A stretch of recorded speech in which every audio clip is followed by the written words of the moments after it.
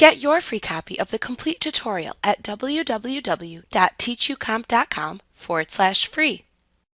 To collect sales taxes in QuickBooks, you must indicate who and what gets taxed within your company file. So, in the customer job list, enter which customers are taxable and non-taxable on the Sales Tax Settings tab within the New Customer or Edit Customer windows. On this tab, select the default tax code for the customer from the tax code dropdown by choosing either tax for taxable customers or non for non-taxable customers. For taxable customers, then select the default sales tax to apply to their sales from the tax item dropdown.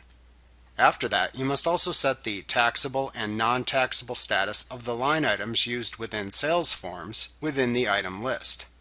When creating items in either the New Item or Edit Item window within the item list, use the tax code dropdown to select either tax for taxable items or non for non-taxable items. QuickBooks can then show whether or not an item is taxable when you enter it into a sales form and will collect the appropriate taxes from taxable customers. At that point, you are then ready to collect sales taxes through the sales forms in QuickBooks like the invoice and sales receipt form.